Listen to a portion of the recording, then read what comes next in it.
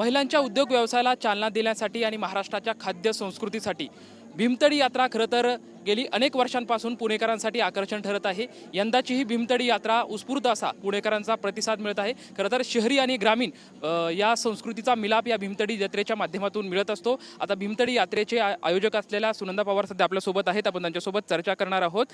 काय यावर्षीचं विशेष आणि वेगळंपण आहे? यावेळची भीमतडी 18वी भीमतडी आहे। 18 वर्ष झाली आणि यावेळच्या भीमतडीमध्ये कैलासवासी आप्पासाहेब पवारांना ही भीमतडी आम्ही समर्पित केलेली आहे।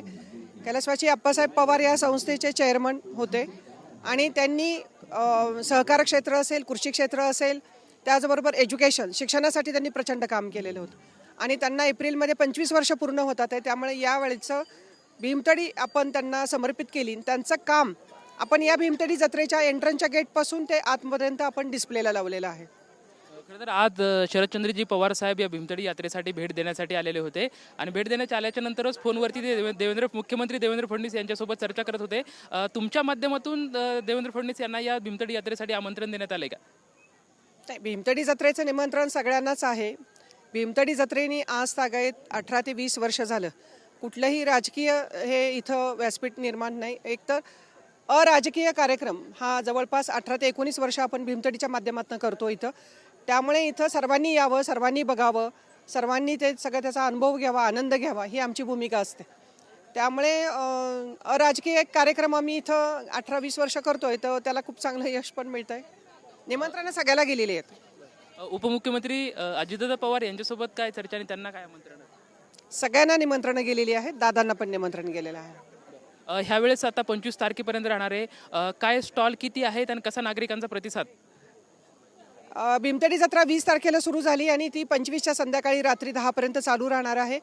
यावेळेला 350 स्टॉल आहेत, त्याच्यामध्ये 21 जिल्हे आहेत, 12 राज्य आहेत आणि याच्यामध्ये शेतकरी आलेला आहे। शेतकऱ्याचा शेतमाल आणि काही जया नामांकितचे काही शेतकऱ्याच्या कंपन्या इथं आलेल्या आहेत आणि तेलंगणा हा एक राज्य आहे, त्या राज्यातनं काही महिला बचत गट खाद्य ह्याच्यामध्ये पण आणि मसाले आणि लोणची घेऊन इथं आलेले आहेत। त्यांचा हा खरं तर पहिल्यांदा त्या सहभागी झालेल्या आहेत आणि अतिशय चांगला प्रतिसाद तेलंगणाच्या प्रॉडक्टला पण मिळतोय। त्यामुळं 21 जिल्हे आणि 12 राज्य यांना घेऊन यावेळची भीमतडी जत्रा 25च्या रात्रीच्या 10 पर्यंत चालू राहणार आहे।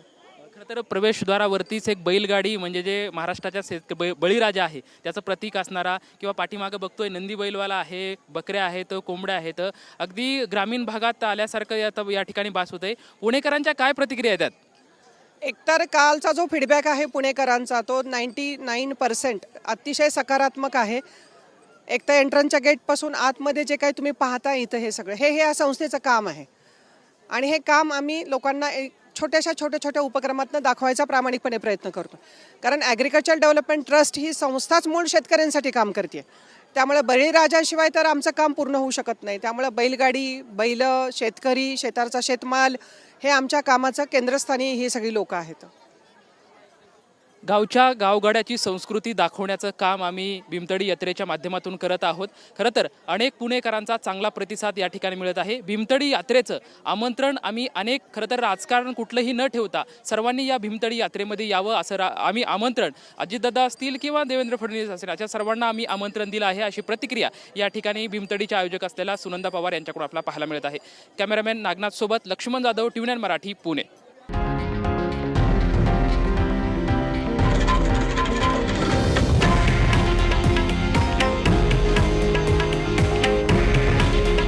हे आहे देशातील नंबर 1 न्यूज नेटवर्क आणि आपण पाहत आहात TV9 मराठी। काळजी तुमची, हित महाराष्ट्राचं।